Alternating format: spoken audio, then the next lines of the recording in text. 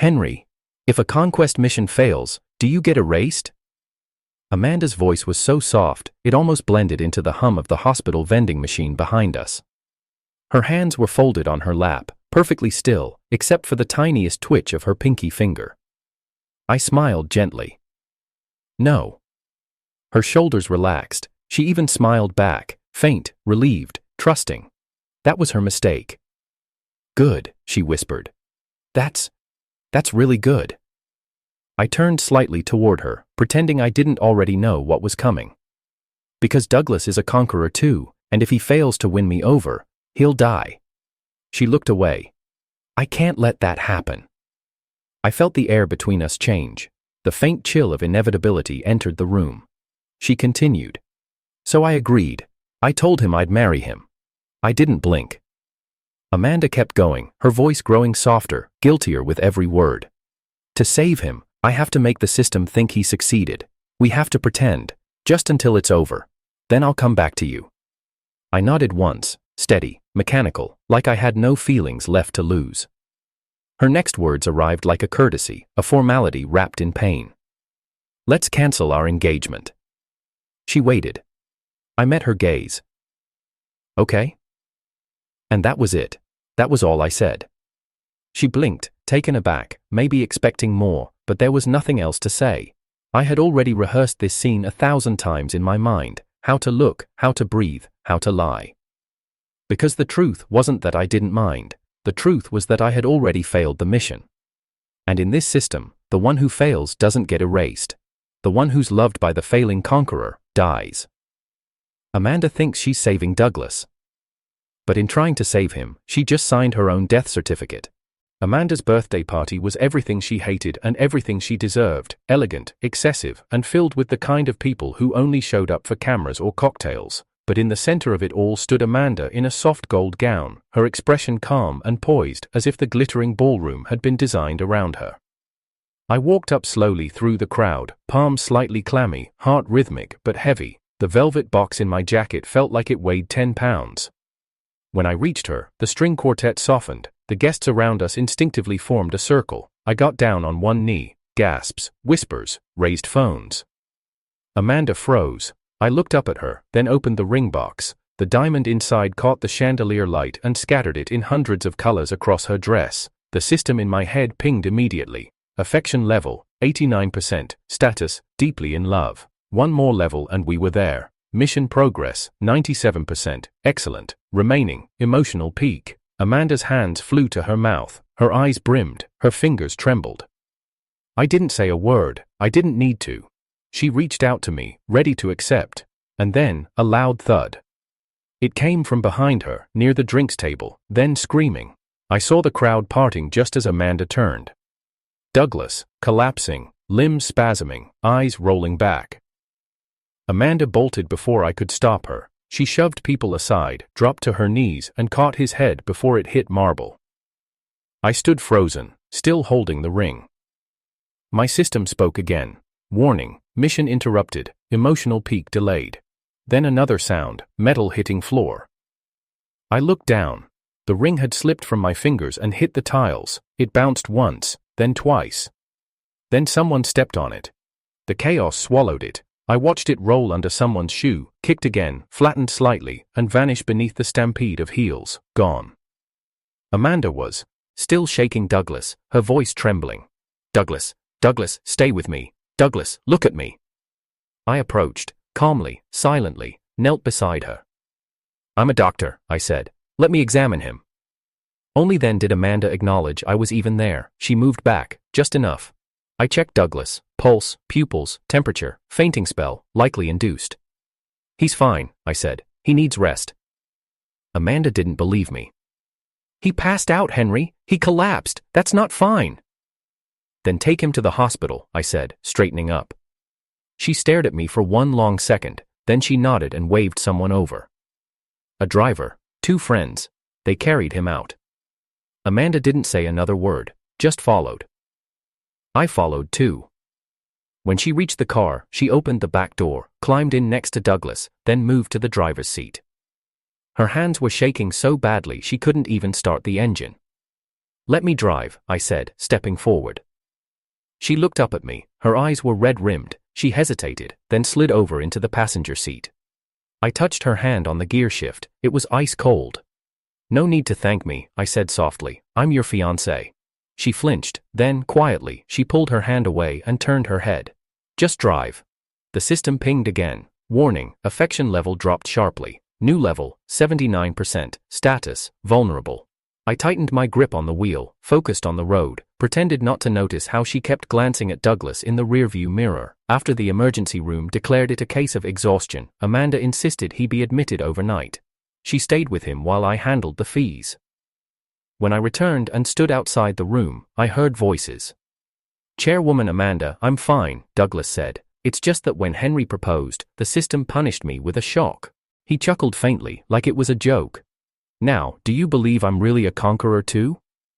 Amanda said nothing for a moment. Then, I already have Henry. I won't betray him. Then why were you so nervous when I fainted? I owe you my life. Chairwoman, can you honestly say you didn't feel anything? Amanda's voice was composed. I care for my staff, that's all. But I saw her fists, quietly clenched. That was her tell. She always clenched her fists when she lied. I remembered that moment clearly. 3 years ago, a billboard had fallen outside her office. Douglas shoved her out of the way and took the hit. 32 stitches across his forehead, a long, jagged scar. He refused compensation, said he only wanted to stay in the company, to stay near her. And she let him. Even an iceberg melts, given enough time. Then you'll owe me your whole life, he whispered. Because the day you marry Henry is the day I die. Amanda froze. Her shoulders tensed. She began. You saved me once. Let me save you back, Douglas said. Marry me. I turned away. I didn't listen to the rest. I walked alone back to my car. Alone through the hospital corridor. Alone with the growing ache that I had ignored for too long. Amanda had once told me she couldn't imagine a life without me. That no matter what the world threw at us, she'd hold on. She had said that the day I saved her. The day she was diagnosed with late-stage stomach cancer. She had already been planning her funeral. I told her she wasn't dying on my watch. I performed her surgery myself, used every connection, every ounce of system energy I had. When her affection reached 60%, the system told me the surgery would succeed. At 100%, she'd never relapse again. She'd live a long, healthy life. We hit 89%. And then Douglas collapsed. Now, the cancer is back. I know it. I can see the signs, the fatigue in her posture, the dullness and her skin. But this time, the system is silent. Because her affection is dropping. And if it drops too low, no surgeon alive will be able to save her. The countdown has already begun. It was close to midnight when Amanda came home. I had fallen asleep on the couch, still in scrubs from my double shift. The food I'd prepared for her birthday was cold, untouched. The cake sat on the table, candles waiting for a light that never came. She walked in quietly. Her heels were off. Her hair smelled like someone else's cologne. I stirred awake, blinking through fatigue, only to feel the cold press of her lips on my cheek. You're awake, she whispered, trying to slide into bed next to me. I gently pushed her away, not roughly, not angrily, just firmly. She paused, visibly startled. In the past, even though we agreed to no sex before marriage, I never pushed her away from simply lying close. What's wrong? She asked, sitting at the edge of the bed now, her voice lower, stiffer. I sat up. I heard everything, I said. You and Douglas, at the hospital. Amanda didn't deny it, she just nodded once and said, Silence. Then she spoke again. If a conquest mission fails, do you get erased?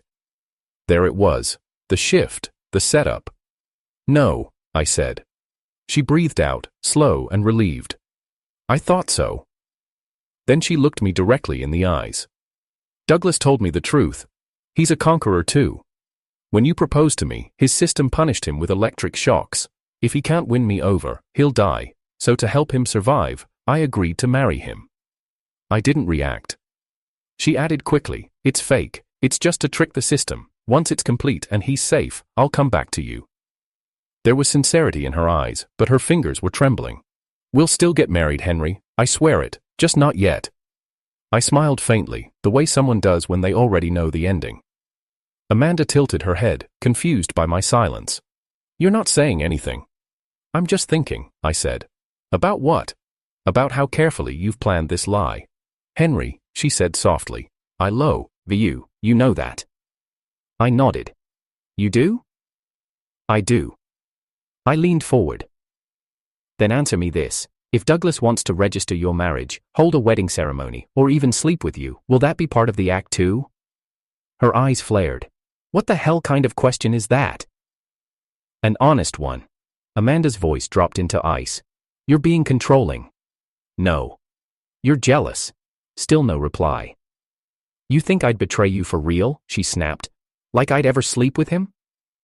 I looked at her. Wouldn't you? She stepped back like I'd hit her. If you really loved me, you'd trust me. I said it's an act. Acts don't involve kisses, I said. Or calling him Doug like you've been together for years. Or spending your birthday with him instead of the man who cleared his entire schedule to cook your favorite meal. She looked down. You know what I heard over the phone? I asked, voice calm. I heard Douglas saying, will you kiss me, just once, for the system, I don't want to get shocked again. And you didn't say no. Amanda's jaw clenched. I'm doing this to save someone's life. So am I. What's that supposed to mean? I looked her straight in the eye. Nothing. Forget it. Henry, she said, you're not making sense. I walked to the window and folded my arms, pretending to look out. Amanda's voice came again, lower, shaking now. I told you I love you. And I told you I believe you, I said. Another lie. Amanda walked out of the room, furious. The next morning, she left early. I didn't see her again for days. I kept working. I sent her messages. She replied once or twice, short texts, polite, distant. One night I called her. Amanda, can we talk? I'm busy. Today's your birthday. I know. I made dinner. I can't come. I tried to say something more, but then I heard Douglas's voice in the background, soft, sickly. Amanda, can you kiss me? Just one kiss. It hurts so bad, please. I heard her hesitate, heard her sigh. Then the call disconnected. I stood still in my kitchen, the candles on her birthday cake still flickering, the food untouched. The system pinged in my mind again. Affection level, 72%, warning. Emotional bond weakening. I texted her. I remember every word you've ever said. You told me you wanted to spend every birthday with me. I've been pulling 16-hour shifts all week just to make time for you today. And now you're kissing him. It doesn't feel like you need me anymore. I waited for a reply. There was none. 2 days later, she sent a cake to the hospital. No note, just a name on the box. Amanda. I gave it to a 5-year-old girl who had just come out of surgery. She smiled wider than Amanda had all month. I made a habit of it. Every cake Amanda sent, I gave away. Every gift, I passed on. It felt better than throwing them out. Better than pretending they still meant something. One morning, Amanda appeared in the parking lot. I was unlocking my car when she stepped into view, arms folded, eyes tight with something between worry and hope. You've been ignoring me. I've been busy. You're mad. I don't have time to be mad. I know you, she said. You're mad. Then she stepped closer. Hugged me tight. Whispered, Henry, I missed you. I called, you blocked me. I came to your place, the door code changed. I didn't move. I'm about to marry someone else, even if it's fake, and you're really going to let me go like this? I laughed once, bitter. If you really missed me, wait for me here till my shift ends. I'll be off at 8. Amanda looked surprised. You're not coming with me? I'll come if you're still here when I get back. She looked at the hospital entrance, then at me. She didn't say no. But when I came back, she was gone. And that night, I saw the wedding announcement online. Amanda Liu and Douglas Hayes had registered their marriage. The photo was taken at City Hall. Amanda was smiling. I wasn't even told.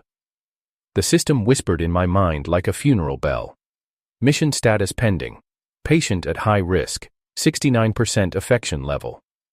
I said nothing. Because if I told her the truth, that I was the failed conqueror, then Amanda's system would kill her instantly. But if I stayed quiet, she'd die slowly. It was always going to be one or the other. I still cooked her favorite dishes. Not because I thought she'd come, but because some part of me needed to remember what it used to feel like when she did. Black truffle risotto. Miso glazed sea bass. Vanilla bean milfoil. The kind of meals she once said tasted like love. The kind of meals that now went cold under soft kitchen lights. I'd text her. Remember that year you made me promise not to work on your birthday? I swapped 2 surgeries just to be there. You fell asleep on my shoulder before dessert even came. I miss that version of you. She replied, hours later.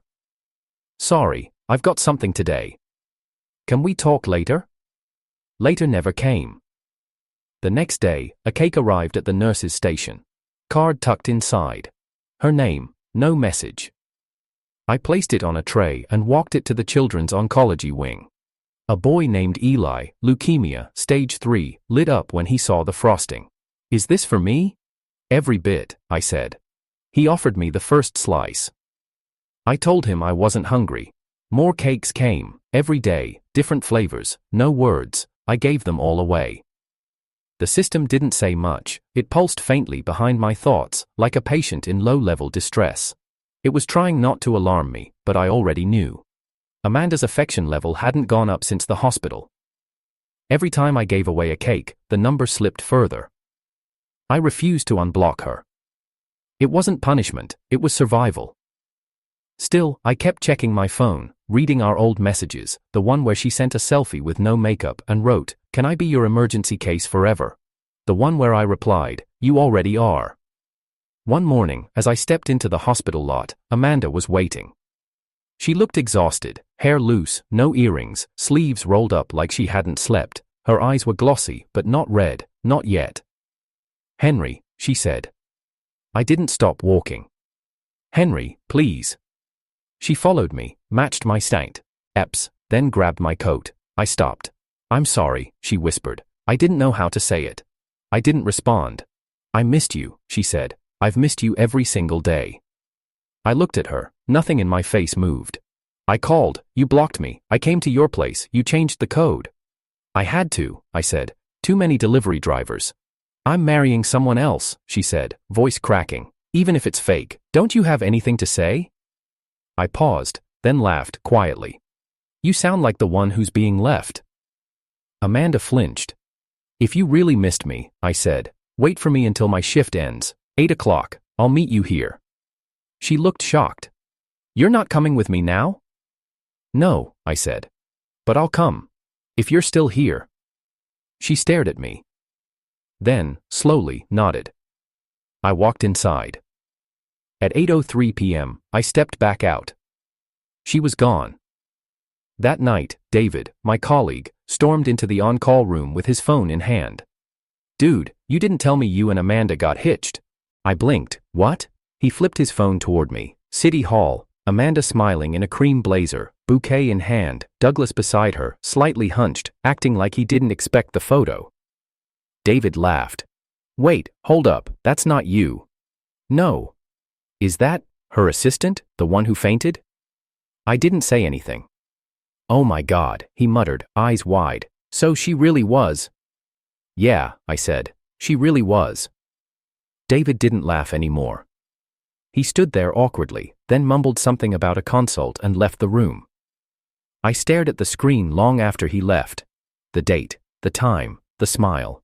Amanda had specifically blocked me from seeing the post, but forgot about everyone else. The system finally spoke. Mission failed. 3 words. 3,000 echoes. I looked out the window. "She'll die at the wedding, won't she?" I asked. "Yes," the system said, "once the vows are exchanged." It waited. "You can still stop it." I shook my head. "No, she made her choice." The system didn't argue. I sat down. The wedding was 2 days away. The hotel ballroom had been transformed into a dream, soft pink orchids lining the aisles, crystal chandeliers dripping golden light, ivory linen tables, and champagne towers that glimmered like they belonged in a fantasy. But as I stood in the back row, nearly unnoticed, the only thing I saw was the altar and the woman standing at it. Amanda. She wore the exact dress she once said she'd wear for me. Slim cut, minimalist, no lace, just elegance and gravity. Her hair was curled the way I liked. She even wore the earrings I'd bought her last winter. She avoided my eyes. But what I couldn't avoid, what stopped my breath, was the song playing in the background. Perfect. Ed Sheeran's voice floated through the air like a knife coated in nostalgia. It was the song I told her I wanted at our wedding. When we dance for the first time as husband and wife, I'd said. I'll probably cry, she had replied, laughing. You'd better not ruin my makeup. Now the music played. She was standing there, but I wasn't the groom. Douglas was.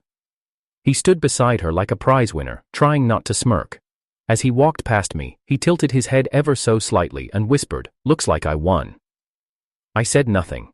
My hands remained at my sides, but I could feel them shaking, feel the crescents of my nails carving deep into my palms. I didn't move, not even when Amanda's gaze briefly flickered toward me during the vows. She didn't hold it, she couldn't. The officiant spoke the words like a countdown to a detonation. Do you, Douglas Hayes, take Amanda Liu to be your lawfully wedded wife? I do, he said. The room exhaled. The officiant turned. Do you, Amanda Liu, take Douglas Hayes to be your lawfully wedded husband? She began, a pause. I do. And then, she coughed. Once. Then again, harder. Her shoulders convulsed. Red blood sprayed across the front of Douglas's white suit, like someone had uncorked a bottle of wine too violently. The room exploded in screams. Amanda collapsed, knees hitting the ground hard, hands trembling, blood smeared across her mouth. Douglas caught her too late. She writhed in his arms, choking. Someone help! Help! Douglas screamed, panic turning his voice raw. Someone shouted, "Get a doctor!" All heads turned, but I was already gone. I had left halfway through the vows. By the time Amanda arrived at the hospital in an ambulance, I was already in scrubs. I stood outside the emergency bay, clipboard in hand, waiting. Douglas stumbled out of the vehicle beside her, still stained with blood. You're not treating her. Her best friend, Rachel, pushed him aside. Shut the hell up, she snapped. You're the reason she's like this. You think just because she married you, you get to make decisions for her? Amanda trusts Henry more than anyone. I demand a transfer, Douglas screamed. I'll sue this hospital if he touches her. Rachel turned on him, eyes blazing. She trusted him to save her the first time, and she'll trust him now. Amanda was wheeled in, unconscious. The nurses looked to me. I gave a nod. Start full vitals, CT, CBC, LFTs, CA markers. I want tumor activity maps within the hour. Yes, Dr. Chen.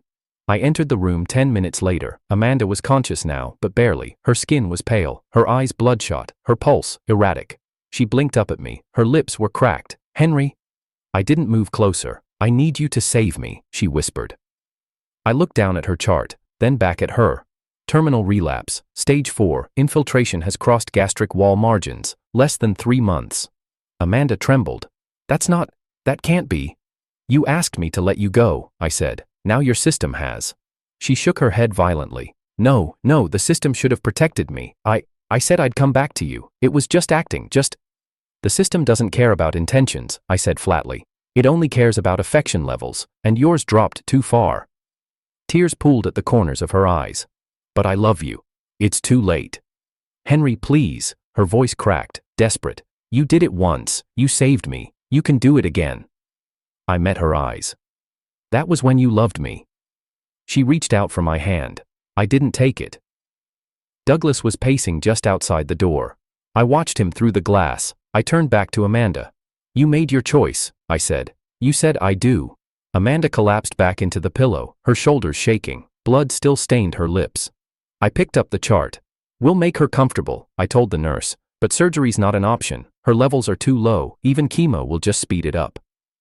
The nurse nodded quietly. Amanda's voice came again, small, broken. Henry, please. I turned away. There's nothing more I can do. Amanda refused to eat. She lay on her side, blanket up to her chin, her long hair tied loosely with a faded ribbon. The IV pumped slow and steady beside her, feeding her calories, fluids and painkillers she didn't want to admit she now needed. "Henry," she whispered when I entered the room. Her voice was weaker today, thinner at the edges. "I'm ready." I glanced at her chart. "Ready for what?" "Surgery. I want to fight." I didn't respond. Amanda lifted herself up slightly on her elbow. "I'm serious. I know I said terrible things. I know what I did was wrong, but I want to live. I'll do anything." I walked to the counter and set down her chart. "It's not a matter of will." "It was before, wasn't it?" she said quickly. 3 years ago, when I first got diagnosed, every hospital turned me away. But you didn't. You saved me. You told me we had a chance. You said the system would help if you loved me, I said without turning around. Silence. Amanda slowly climbed out of bed, trying to stand on shaking legs. "I love you now." She took 2 steps toward me and reached out to touch my shoulder. I turned slightly and saw it. Just beneath the neckline of her gown, faint but fresh, a mark, the unmistakable blur of a hickey. I stared at it for 1 breath. Then 2. Amanda noticed and instinctively covered it with her hand, eyes wide. "Henry, wait, I can explain." I stepped back. She froze. "Please don't look at me like that. It wasn't. I didn't mean for it to happen. It was that night I fainted. I was weak, confused. He kissed me. I thought it was you. I wasn't thinking straight." "You slept with him?" Amanda shook her head. "It didn't mean anything." "You married him. That didn't mean anything either." "And yet here we are." "I was trying to save him," she shouted suddenly. "He told me if I didn't go through with it, he would die." I didn't move. I just looked at her, and for the first time in weeks, my expression changed. Not rage, not sadness, just something sharper. "Then maybe you should go back and ask your husband to save you." Amanda's mouth fell open. I left the room. That night, she filed for divorce. The next morning, Douglas was at the foot of her bed, on his knees, trembling. "You can't," he whispered. "You can't leave me." Amanda had the papers on her lap, unsigned. She didn't even look at him. "You told me it was all fake," she said. "That once the wedding passed, we were done." Douglas's voice cracked. "I lied." Amanda finally turned. "What?" He looked up, tears streaking his face. "I lied. Nothing's over. The system hasn't cleared me. It says I haven't succeeded yet. Your affection still hasn't hit 100%. Amanda went pale. Douglas reached for her hand, but she pulled it back. "I didn't know," he said. "I thought the wedding would be enough. I thought sleeping with you would push it over." "You used me," Amanda breathed. "I didn't have a choice," he said. "If you divorce me, the system will mark the mission as failed, and I'll die." Amanda stood up, wobbling on her feet, but she stood.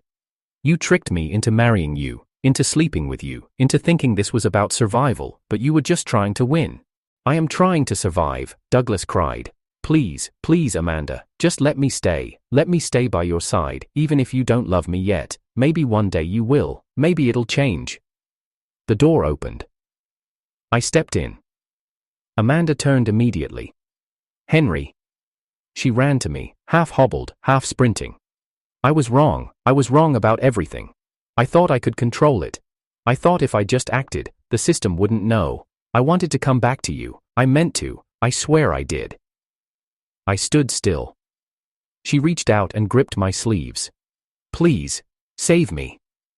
Douglas rose behind her, staggering. "Don't listen to her. She's just trying to manipulate you now. Get out," I said. Douglas opened his mouth to argue. "I said out," I repeated, eyes narrowing. "I'm not your doctor, and you're no longer her husband."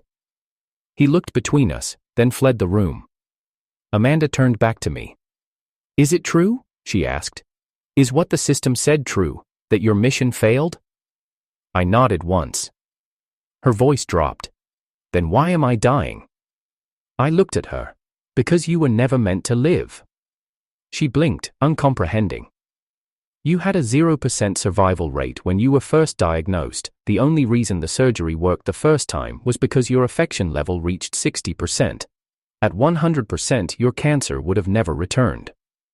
But, I continued flatly, once the mission failed, your affection level dropped, and the cancer came back.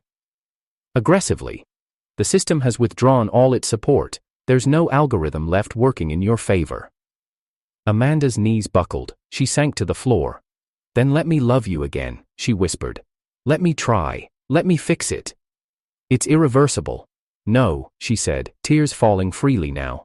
It can't be. We still have time. If I try, if I focus, if I devote myself to you the way I should have. The damage is done. She broke into sobs. Behind the glass, her friends gathered. Hell, Lisa, one of her old college roommates. They banged on the window. Dr. Chen, don't do this, please, she's not thinking straight, she just needs help, give her a chance. I raised my hand and turned away from the window. I'm not your fiancé, Amanda, I said, I'm your doctor. She looked up at me, broken. And this case, I added, has no cure. Amanda's decline was fast, so fast, it scared the nurses who had seen every kind of terminal deterioration before. Within days, her weight dropped, her face thinned, her gums bled when she coughed, she refused to eat. Even IV drips weren't being absorbed properly anymore. Rachel tried moving her to another hospital. Lisa called overseas connections, a doctor in Berlin, a center in Singapore, a trial in Boston. Each reply came back the same. Unacceptable condition, no viable protocols, end stage only. She was dying, and the whole world had quietly decided to let her. Douglas didn't last much longer either. 2 days after Amanda signed the divorce certificate, he stepped into a crosswalk without checking both sides. Whether it was an accident or something else, no one could say. The surveillance footage showed him standing there, staring down at something in his hands, a wrinkled wedding photo, until a delivery truck smashed him into the curb. Amanda received the news in silence.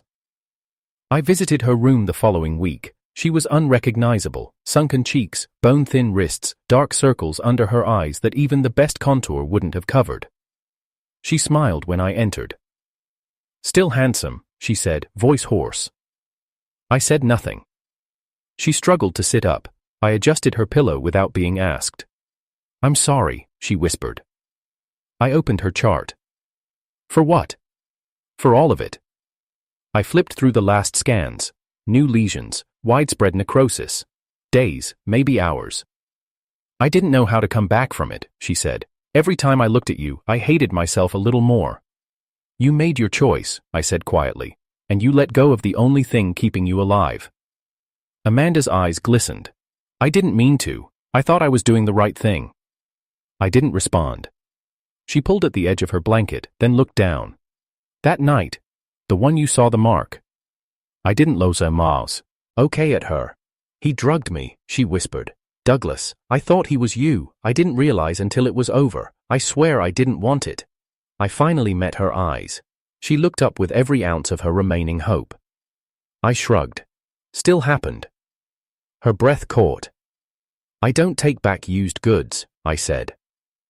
The IV beeped in the background. Amanda closed her eyes. A tear rolled down her cheek, slowly sliding across the curve of her chin. I deserve that, she whispered. All of it. She looked at me again. After I die, will you come visit me? During Qingming? Just once a year. I shook my head. Why? Because after you die, I said, the system will erase every memory I have of you. Her lips parted. She looked as though I'd stabbed her in the chest. So I won't even leave a trace? No. She broke into quiet sobs. No screams, no drama, just a sound like something collapsing inside her ribcage. I stood up. I hope you find peace, I said. She didn't respond. That night, Amanda Liu died in her sleep. No last words, no medical emergency, just a quiet slip from one world to another. The hospital staff called me. I handled the paperwork. Her will left everything to me, her assets, her shares, her properties, even the diamond ring she never got to wear. The same one I found weeks ago, crushed beneath a party guest's heel. I had kept it in a drawer, bent and scratched, just in case. Now it sat in a black box on top of a legal envelope. I arranged the funeral myself. No one else had the authority. Her friends cried, clung to each other. Rachel threw a flower into the grave and whispered apologies through her sobs. The rain started during the final prayer, light, almost mist, like even the sky was afraid of making noise. I waited until the crowd left. Then I stood alone before her tombstone, no umbrella, just the drizzle soaking into my scrubs. "How many is this now?" I asked aloud. The system answered without hesitation. "Mission 3 failed." I nodded. "Figures." I looked at the wet stone. Amanda's name carved clean. Birth date, death date. A space beneath that read, "Forever loved." I tilted my head. "Other systems erase the host after failure. Why haven't you?" The system paused, "Because you've done an excellent job." I laughed once, hollow. "I failed." "Maybe, but it's a matter of perspective. These targets, the ones you're assigned to, they always want to feel like they're saving someone else. They crave meaning, validation, control." I didn't respond. "You, Henry, are the variable. You remind them they're not in control." I looked down at the mud around my shoes. "Ready to proceed?" "No," I whispered. "But go ahead." Erasing in progress. It started slow. The rain, the sounds, her name, her voice. The memory of her hospital bed. The taste of her birthday cake. The exact curve of her hand when she held mine. All of it, fading. Erasure complete. New target detected. I blinked, turned. There, in the hallway of the hospital, stood a girl in a cardigan. She had soft features, wide eyes. A patient chart clutched nervously to her chest. She looked up. "Doctor, will you save me?" I smiled.